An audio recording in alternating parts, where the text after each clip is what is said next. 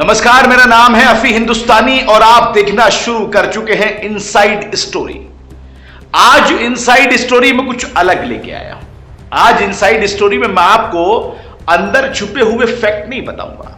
आज inside story में एक रिपोर्ट बोलेगी और वो रिपोर्ट आपको सारे राज उगल देगी। इनसाइड स्टोरी में मैं आज आपको सिर्फ वो बताऊंगा जो इंसानियत कहती है, जो देश की मोहब्बत कहती है, जो देश की संस्कृति कहती है। चलिए पहले जरा मामले को समझ लेते हैं।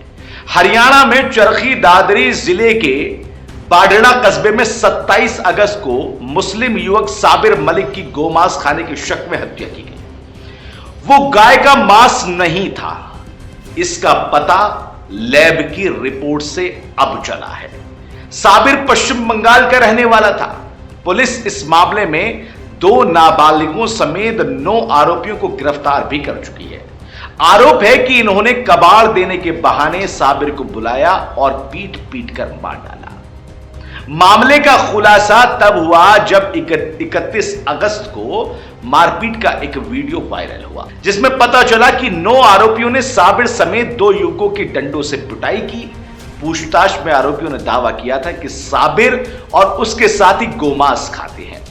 हिंदू संगठनों से जुड़े इन आरोपियों ने यह भी कहा था कि उनके बर्तनों से गोमांस मिला। पुलिस ने इस मांस को जब्त कर लिया। इसके बाद सैंपल जांच के लिए भेज दिए। अब जरा कहानी सुनिएगा। अभी सिर्फ मैंने आपको यह बताया कि रिपोर्ट में आ गया है कि वो गोमांस नहीं था। मैंने शुरुआत में कहा था इनसाइड स्टोरी आज मैं नहीं बताऊंगा, इनसाइड स्टोरी आज ये रिपोर्ट बताएगी। मैं सिर्फ आपको इतना बताऊंगा कि आखिर इस मामले को इंसानियत के नाते, देश के नाते, संस्कृति के नाते किस तरह से लेना चाहिए। बाढ़ड़ा थाना प्रभारी तेजपाल सोनी ने यह बताया कि 27 अगस्त को बाढ़ड़ा और हंसावास में संरक्षित पशु का मांस खाने के शक में प्रवासी श्रमिकों पर हमला किया गया था। इसमें एक श्रमिक की मौत हो गई थी। जब्त मांस सैंपल की फरीदाबाद लैब से रिपोर्ट अब आ चुकी है। यह संरक्षित पशु यानी गाय का मांस नहीं है। गौर कीजिएगा, जिस शक में हत्या की गई लाठी डंडों से पीट पीट कर, वो गोमांस नहीं निकला। पुलिस जांच के मुताबिक गोमांस खाने को लेकर 27 अगस्त को बाढ़ड़ा के हंसावास खुर्द गांव में विवाद हुआ था। यहां पर असम के कुछ परिवार झुग्गियां बनाकर रह रहे थे। गोरक्षा दल से जुड़े कार्यकर्ता यहां पहुंचे और झुग्गियों की तलाशी ली। इस दौरान वहां कुछ बर्तनों में मांस मिला। इसके बाद वहां मौजूद युवक सबरुद्दीन वहां से भागा दूसरी झुग्गी की तरफ। गोरक्षक सबरुद्दीन को पकड़कर झुग्गी में लेकर आए। पूछताछ करने पर सबरुद्दीन ने बताया कि वो 2 महीने से यहां रह रहा है। 2 महीने में 2 बार गोमांस पकाया है। यह बात उस वक्त पर सामने आई थी। गोरक्षकों ने वीडियो रिकॉर्ड करना शुरू किया तो सबरुद्दीन ने कहा कि यह भैंस का मांस है। उस वक्त पर पशुपेश की स्थिति थी। लोग समझने को तैयार नहीं थे। गोरक्षक दल वहां पर टूटे हुए थे। सबरुद्दीन से बात नहीं बन रही थी। पिटाई के बाद युवक ने यह कबूला कि यह गोमांस है। पिटाई की गई, वीडियो बनाया गया, कबूलनामा लिया गया। अब आगे चलते हैं। हिंदू संगठन के सदस्यों ने सबरुद्दीन से मारपीट तो की, वो वहां से भाग निकला। गोरक्षकों ने इसे 100 मीटर दौड़कर दोबारा पकड़ लिया। इसके बाद सबरुद्दीन के साथियों को भी लेकर आए। उन्होंने कैमरे के सामने स्वीकार कर लिया कि यह गाय का मांस है। यह मांस चरखी दादरी से अब्दुल्ला लेकर आए थे। इसके बाद पुलिस को सूचना दी गई। बाढ़ड़ा थाना पुलिस मौके पर पहुंची। इसके बाद पकड़े गए मांस और यहां पर रहने वाले लोगों को पूछताछ के लिए अपने साथ थाने लेकर चली गई। गोरक्षा दल के लोग भी वहां पर पहुंच गए और उनके खिलाफ केस दर्ज की कार्रवाई की मांग करने लगे। इसके बाद लिखित में शिकायत दी गई। पुलिस ने डॉक्टर को बुलाकर सैंपल लिए। इसके बाद कुछ लोग थाने से निकलकर जुई रोड पर बनी झुग्गियों में चले गए। वहां से उन्होंने पश्चिम बंगाल के 24 परगना जिले के रहने वाले साबिर मलिक को कबाड़ देने के बहाने बुलवाया। साबिर मलिक और एक असम के युवक को बाडड़ा बस स्टैंड के पास लेकर जाकर मारपीट की। मारपीट के बीच आसपास के लोगों ने उन्हें छुड़वा लिया। अब जरा यहां पर गौर करने वाली बात है, छुड़वाने वाले लोग उस समुदाय के हैं या नहीं है, लेकिन बताने वाले बता रहे हैं कि वो दूसरे समुदाय के भी लोग थे जिन्होंने साबिर को छुड़वाने की कोशिश की। मारपीट के बीच अस्पताल आसपास के लोगों ने उन्हें छुड़वा लिया। इसके बाद मारपीट करने वाले लोग साबिर और दूसरे युवक को थाने ले जाने की बात कहकर बाइक पर बैठाकर वहां से चले गए। 27 की रात को साबिर मलिक का शव भांडवा गांव के पास मिला।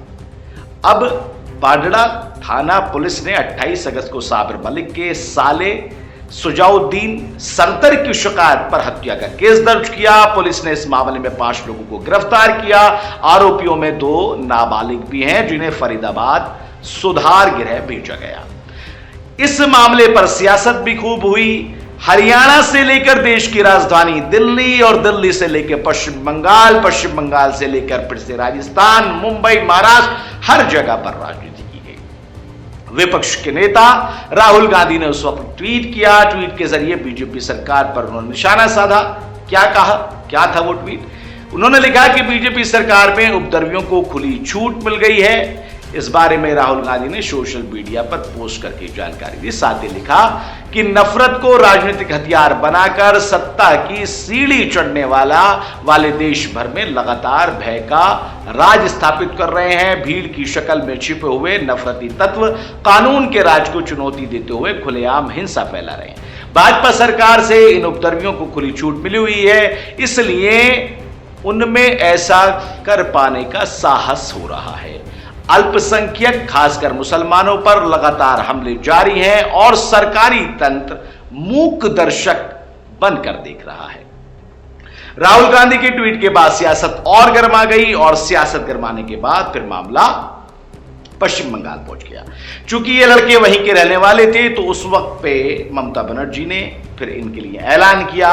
गोमांस के शक में युवक की हत्या के बाद यह मामला नेशनल लेवल पर उठा, जिसके बाद पश्चिम बंगाल की मुख्यमंत्री ममता बनर्जी ने घोषणा की कि साबिर मलिक के परिवार को एक सरकारी नौकरी दी जाएगी। तृणमूल कांग्रेस नेता तृणमूल घोष ने कहा कि दक्षिण 24 परगना जिले के बासंती इलाके के रहने वाले साबिर मलिक को गोमांस खाने के शक में भाजपा शासित हरियाणा में उन्मादी हिंसा में मारा गया। ममता के आदेश पर तृणमूल प्रतिनिधिमंडल ने शोक संतप्त परिवार से मुलाकात की और नौकरी की घोषणा की।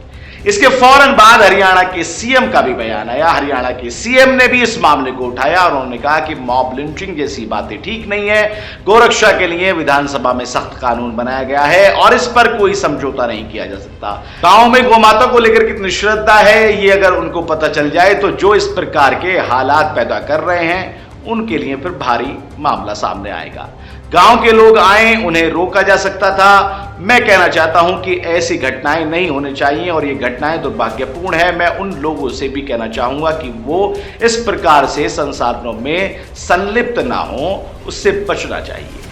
हरियाणा के सीएम का ये बयान आया, उस वक्त पर सियासत गर्म हुई और अब जाकर इसकी रिपोर्ट आ गई। अब आते हैं इनसाइड फैक्ट पर। इनसाइड स्टोरी मैंने शुरू में आपको कहा था कि इनसाइड स्टोरी रिपोर्ट है, वो मैंने आपको बता दी। अब मैं आपको बताता हूं इनसाइड फैक्ट। इनसाइड फैक्ट ये है, ये देश सभी धर्मों का देश है। ये देश तमाम जातियों का देश है। इस देश में अलग भाषाएं हैं, अलग रंग हैं, अलग वेशभूषाएं हैं, अलग भाषा है, अलग खान पीन है, अलग रहन सहन, अलग पहनावा, अलग बोली और अलग तरह का संस्कृति है। इस देश के अंदर तमाम लोग अलग अलग जातियों से आते हैं, धर्म से आते हैं, लेकिन ये देश, ये संविधान सबको एक ही अधिकार देता है। वो अधिकार सबके पास है। मानवता का अधिकार सबके पास में है, बोलने का अधिकार सबके पास में है, रहने का अधिकार सबके पास में है, कानून व्यवस्था को इस्तेमाल करने का अधिकार सबके पास में है। इनसाइड फैक्ट में सिर्फ इतना कहना चाहूंगा कि इस तरह के किसी भी मामले में आकर जोश में काम न लें, किसी भी तरह से उन्माद न फैलाएं। मजहब, धर्म, जाति, साधु, संत, मौलवी, पंडित, इन बातों पर अपना वक्त जाया ना करें। अपना वक्त अपना करियर बनाने में लगाएं। क्योंकि घटनाएं हो जाती हैं, गुनाह हो जाते हैं, जुर्म हो जाते हैं, फिर सिर्फ रोना रह जाता है। इनसाइड फैक्ट के जरिए बस यही बताना चाहूंगा कि देश की संस्कृति, देश का भाईचारा, देश का प्रेम बरकरार रहना चाहिए। इसमें किसी भी तरह से इंदमारी नहीं होनी चाहिए।